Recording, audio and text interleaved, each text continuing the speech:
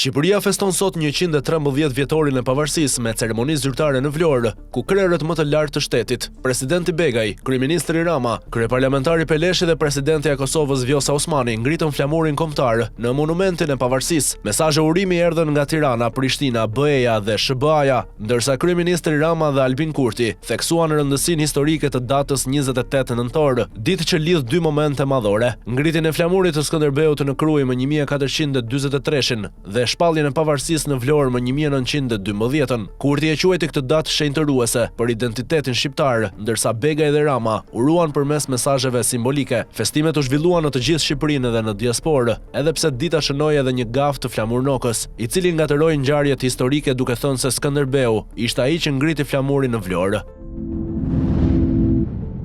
Presidenti Amerikan Donald Trump ka uruar Shqipërinë për 113 vjetorin e pavarësisë. Mesazhi i tij u përcoll nga presidenti Bajram Begaj, i cili falenderoi SBA-t dhe theksoi prioritetin e bashkëpunimit të ngushtë me ta. Begaj vuri në dukje se Shqipëria do të qëndrojë gjithmonë pranë Shteteve të Bashkuara dhe se partneriteti i përbashkët është i rëndësishëm për vendin. Një mesazh i fortë erdhi sot edhe nga sekretari amerikan i shtetit, Marco Rubio, i cili vlerësoi partneritetin SBA-Shqipëri dhe rolin e NATO-s në bashkëpunimin kundër krimit të organizuar dhe kërcënimeve kibernetike. Edhe NATO u bashkua me një urim zyrtar, duke theksuar kontributin e Shqipërisë në aleancë dhe duke ftuar botën të festojë krah kësaj dite të shenjtë kombëtare. Pemblushi e lexon të shkuarën osmane jo si një kapitull historik, por si një sëmundje të rëndë që i ka ndodhur kombit. Në thelbin e tekstit ai thotë se otomanizmi nuk ishte pushtim, por një kolonializëm që synoi shfarosjen morale të shqiptarëve, na shoi gjuhën, artet, punën, kohën dhe dinjitetin, na mësoi vonesën si virtyt dhe nënshtrimet si normalitet. Ai e përshkruan Shqipërinë atyre shekujve si një territor të zhveshur, pa shkolla, spitale, porte e hekurudha, të mbajtur gjallë vetëm për taksa ushtar dhe dhunë. Xhizven, taksën mbi shpirtin, e quan simbolin më djegës të këtij kolonializimi, dhe fatkeqësia më e madhe sipas tij është se ndryshe nga popujt që u pushtuan nga perandori të zhvilluara, ne u nënshtruam nga një fuqi më e pazhvilluar se vetë shqiptarët, duke na kthyer nga shtet në fis. Pavarësia 1912-s për Blushin është momenti kur Shqipëria i shpëtoi moçalit moral, një akt i jashtëzakonshëm i Ismail Qemalit për të shkëputur nga 500 vjet e errësirë, dhe mesazhi final është i qartë: otomanizmi mbetet sëmundja që duhet shëruar derisa të zhduket plotësisht nga kultura dhe psikologjia jonë kombëtare. Kreu i PD Sali Berisha minimizon takimin e zhvilluar nga eksponent të partisë që dolën më të votuar nga zgjedhjet e majit, duke theksuar se PD mbetet partia më e hapur dhe demokratike e vendit. Ai shtoi se diversiteti i mendimeve ka ekzistuar gjithmonë dhe nuk ka asnjë risi në këtë takim, ndërsa mediat tentojnë të paraqesin si skandal për të mbuluar gabimet e Ramës dhe Lubis. Berisha siguron se nuk është i shqetësuar, pasi të gjithë ata me vota të shumta kanë vendin e tyre në parlament dhe instancat brenda PD-s, ku mund të shprehin mendimet. Kryetari i grupit parlamentar Bardhi gjithashtu komentoi takimin, duke e vendosur në kontekst të normalitetit brenda partijak. Në një intervistë për Di Presse, Edi Rama lëshon kritika të drejtpërdrejta ndaj SPAK-ut, duke pranuar se struktura bën gabime, por thekson se pavarësia e saj është e paprekshme. Ai përdor një ton të ashpër por politikisht të kalkuluar, pranon problemet por paralajmëron se çdo ndërhyrje ndaj SPAK do të cënonte reformën në drejtësi. Rama e portretizon procesin e hetimeve si të dhimbshëm, jo si të shkosh në oper, duke tentuar të justifikojë tensionet mes politikës dhe prokurorisë speciale. Sa i përket BE-s, kryeministri deklaron se objektivi për antarësimin në vitin 2030 mbetet i hapur dhe i mbështetur nga Brukseli, duke theksuar se Shqipëria nuk po bën reforma për t'i kënaqur të tjerët, por për t'u transformuar vetë. Mesazh politik: kritikat ndaj SPAK janë të kontrolluara, ndërsa prioritetet mbeten imazhi evropian i vendit. Raportimet tregojnë një krizë të heshtur besimi mes Turqisë dhe Shqipërisë në fushën ushtarake. Ankaraja ka bllokuar prej muajsh kalimin e informacionit të klasifikuar për ministrin shqiptar të mbrojtjes Piero Vengu, duke anashkaluar atë dhe duke komunikuar vetëm me Edi Ramën. Arsyeja kryesore lidhet me faktin se Vengu ka bërë betim si shtetas grek dhe ka qenë kontingjent për ushtrinë greke, gjë që MIT e sheh si rrezik të mundshëm të rrjedhjes së të dhënave sensitive në një vend me të cilin Turqia ka tensione të vazhdueshme. Pavarësisht protokolleve të NATO-s dhe 35 marrëveshjeve dypalçe, Ankaraja i ka vendosur ministrit kufizime strikte. Vengu ka kërkuar shpjegime, por Turqia ka qëndruar në heshtje. Situata ngre pikpyetje serioze mbi sigurinë, besueshmërinë dhe mënyrën se si menaxhohet informacioni strategjik i Shqipërisë në aleancë.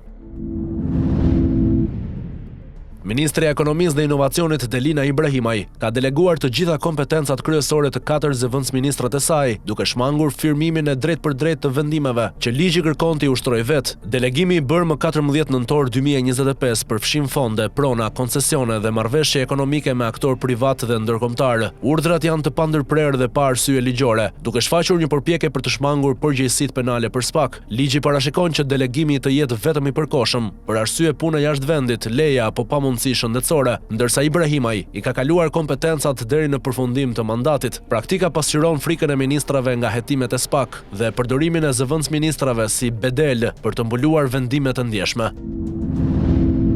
SPAK dhe BKH po hetojnë ndërtuesin Arben Muçobega, i akuzuar për pastrim parash dhe trafik droge, ndërsa kompanitë e tij, përfshirë Bega 07, kanë ndërtuar pallate, hotele dhe resorte me vlerë 870 milion euro, megjithse fitimet e deklaruara nuk kalojnë as 440.000 euro në vit. Muçobega përdorte kompani fiktive për të fshehur paratë e pista dhe kishte lidhje direkte me kupolën e qeverisë. Lejet e ndërtimit i ka marrë nga vetë Edi Rama, ndërsa resorti The Concave u realizua pas ndryshimit të statusit të zonës së mbrojtur nga ministria Mirela Kumbaro.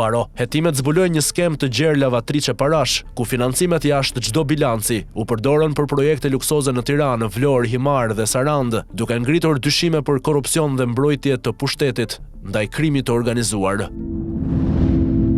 Pas 40 ditësh manipulimesh nga krye xhambazi i Konfederatës Sindikale, Kol Nikolaj, minatorët e SPAÇit ndërprem protestën, duke refuzuar presionin dhe duke kërkuar dialog ligjor me kompaninë turke Tete Albania. Nikolaj kishte nxitur grevën për përfitime personale, duke kërkuar financime të fshehta dhe duke mashtruar punonjësit. Kompania përfaqësuar nga Cem Korai Vakci e refuzoi pazarin dhe deklaroi gatishmërinë për dialog vetëm me sindikata të lishme. Minatorët i kthyen krahun xhambazit, duke shfaqur vetdije për manipulime dhe duke vendosur partneritet social të ligjshëm me drejtuesit, ndërsa Nikolaj mbeti i ekspozuar publikisht si mashtrues dhe shfrytëzues i punëtorëve.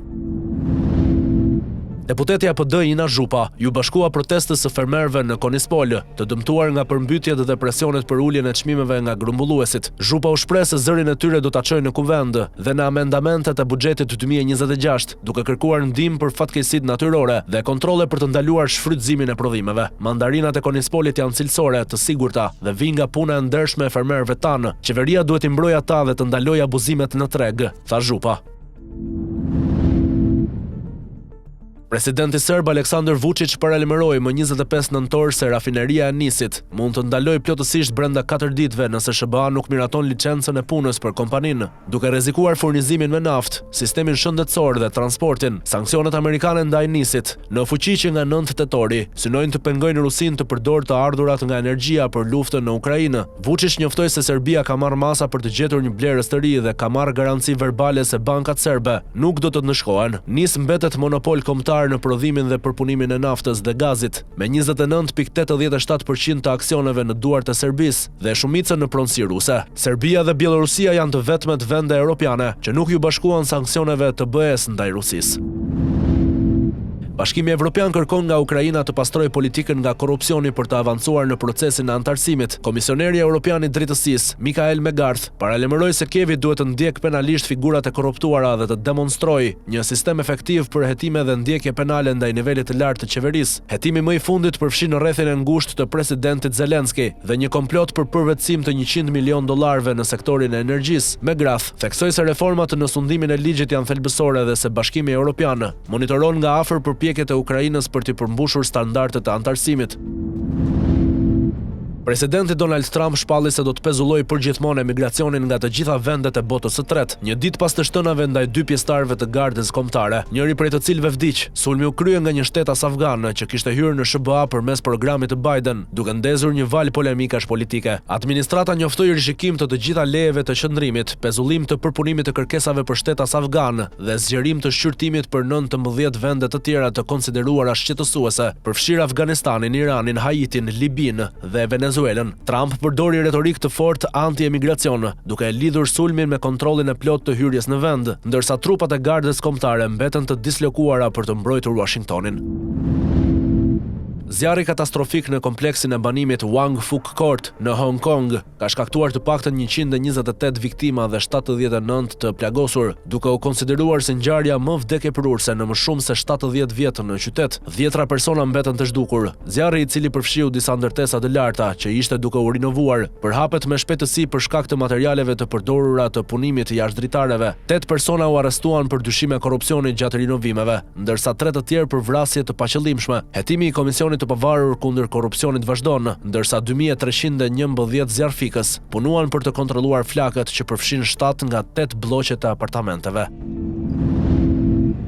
Bashkimi Evropian po diskuton prej më shumë se 2 vitesh rregulloren chat control, e cila synon të luftojë abuzimin seksual ndaj fëmijëve online. Qëllimi është i drejtë, por mekanizmi që po propozohet rrezikon privatësinë e komunikimeve të çdo qytetari. Fillimisht propozimi kërkon skanimin detyrues të mesazheve private nga platformat digjitale, por pas kritikave kjo është hequr. Megjithatë, kompanive u lejohet skanimi masiv vullnetar, i cili mund të zgjasë dhe të zgjerohet pas vitit 2026. Kritikët paralajmërojnë se më pas mekanizmi mund të përdoret për të survejuar gazetarët, aktivistët, opozitën dhe qytetarët e zakonshëm. Chat control është një pikë kthese, lufta për një qëllim të drejtë. Nuk duhet të normalizojmë mjete që cënojnë privatësinë dhe lirinë themelore të njerëzit.